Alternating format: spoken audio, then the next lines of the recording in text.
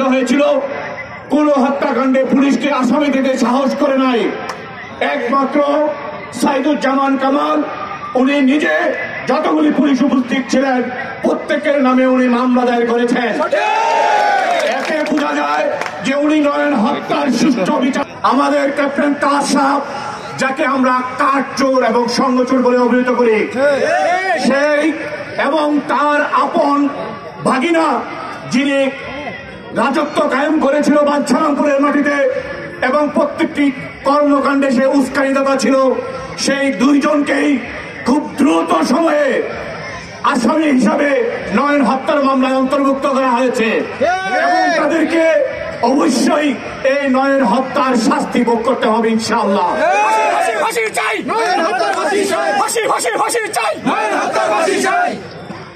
আমি বাঞ্ছারামপুরে অনেক নেতাকর্মী আছেন, আমাদের দলীয় নেতাকর্মী আছেন, যারা আওয়ামী লীগের আমলে যারা বিভিন্ন সুবিধা ভোগ করেছেন। এরকম আওয়ামী লীগের লোকদেরকে আসামি করা হয়েছে। এখানে একজনকেও বিএনপির কোনো আসামি করা হয় নাই, অথবা নিরপরাধ কোনো মানুষকে আসামি করা হয় নাই। অনেকে আপনারা অবগত আছেন, আনোয়ারুল হক নামে একজনকে আমাদের কিছু লোক তাকে বিএনপি বানানোর চেষ্টা করে হয়েছিল। আপনারা দেখেন তার ছবি এখানে ক্যাপ্টেন তাজের সাথে সে বিভিন্ন ডোনেশন দিয়ে ক্যাপ্টেন তাজের সাথে আঘাত করে চলত। অথচ তার জন্য আমাদের বিএনপির বিভিন্ন কর্মকর্তা যারা বাঞ্ছারামপুরের মাটিতে রাজনীতি করে, অথচ তারা তার জন্য পত্রিকাতে পয়সা দিয়ে একটা নিউজ করিয়েছে যে সে নাকি বিএনপির কর্মী।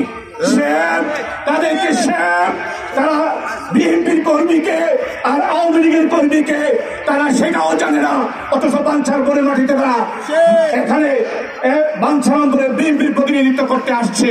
আমি তাদেরকে ধিক্কার জানাই, যারা এই প্রচারণা চালাচ্ছে পয়সা খরচ করে।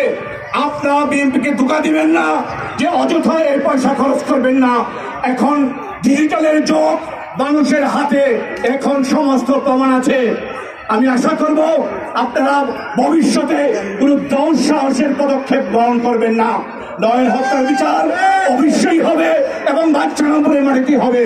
আমি ডক্টর সাইদুজ্জামান কামালকে অনুরোধ করতে যাচ্ছি যে আপনি যে যারা এই হত্যাকাণ্ডের সাথে তদন্তের মাধ্যমে বেরিয়ে আসবে, যারা সংযুক্ত আছে প্রত্যেকের কথা আছেন এবং আমি নিজে বলতে পারি যে এমন একজন লিডারের পিছনে আপনারা আছেন যে কিনা কোনো ভয়কে তোয়াক্কা করে না।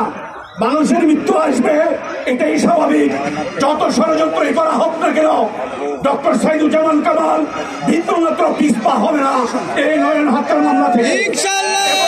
এর সাথে কোনো আপোষ করবে না, সে যেই দলেরই হোক।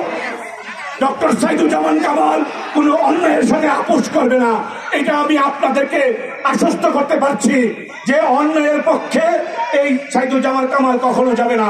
এখন যারা দলের মধ্যে থেকে যারা 14-16 বছর বিএনপিকে বিভিন্নভাবে হয়রানি করেছে, আজকে যারা তাদেরকে লালন পালন করতে দুঃসাহস দেখাচ্ছেন, আমরা কিন্তু সবাইকে চিনি।